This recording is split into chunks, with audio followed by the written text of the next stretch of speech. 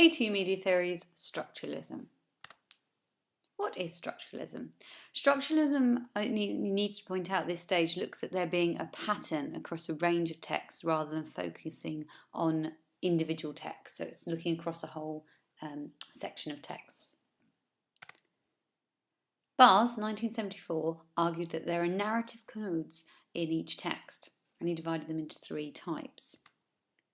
One is action codes, where the narrative has a series or a sequence of actions or events which mean that the viewer has to follow the plot. For example, in action films they use explosions, car chases, and fights to draw the audience into the narrative.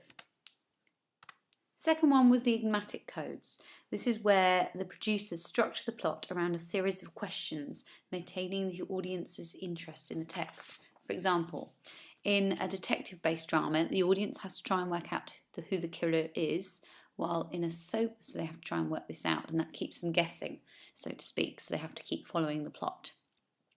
In a soap opera, the viewer has to keep watching to see what happens next to the characters. They want to know what's going to happen next. That's why they keep watching. The third is the symbolic codes. This is the idea of binary opposites. This is where this refers to a text's major themes. These themes are often represented through binary opposites. So you might have man versus woman, good versus evil, criminal versus police. Or there's also the psychoanalytic themes. This is more in detail. We will talk about this more in class.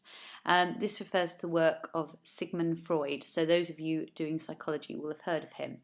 Freud argued that a human's actions are often motivated by repressed sexual fears and desires. Again, we will look at examples of this in class. You just need to be aware of it at this stage. Popular psychoanalytic themes explored in media are male emasculation or a fathers versus son competition. A good case study is The Killing. This is a Danish drama series, and there was also an American remake which some of you may have seen on Channel 4.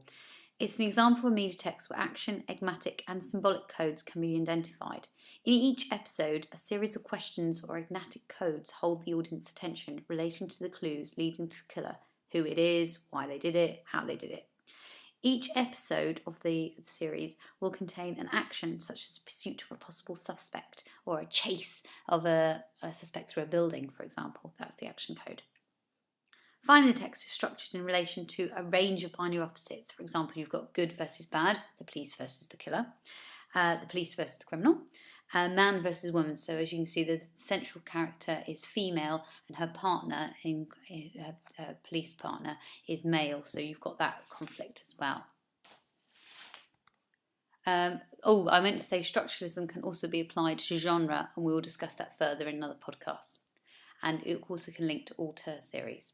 Auteur theory sees directors as the authors of the film, and the film will reflect his or her visual style, themes, values, or ideologies. For example, there you go, that's what they both are.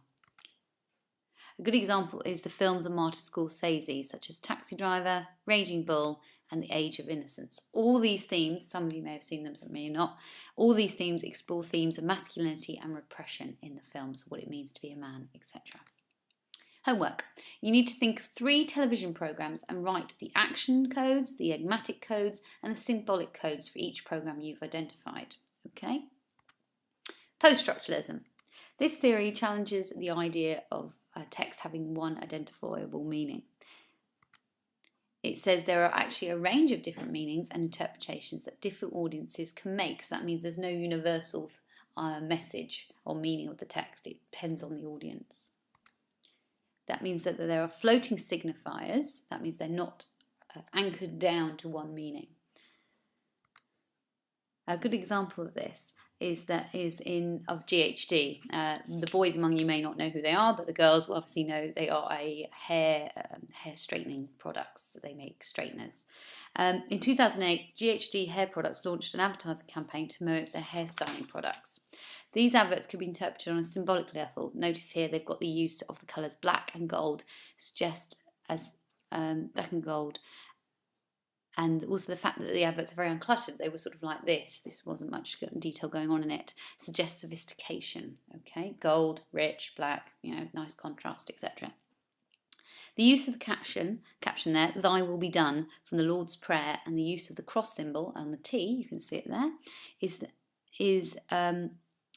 and also they use this around Valentine's Day, meant that there was a link to their slogan GHD, a new religion for hair, so the whole religious link there to Christianity. However, many of the meanings in the adverts were obscure and left open to the audience's interpretation. Many international audiences would not have picked up on the Christian reference, nor, as you can see here, is it clear what is actually being advertised. They haven't put a picture of the product or anything.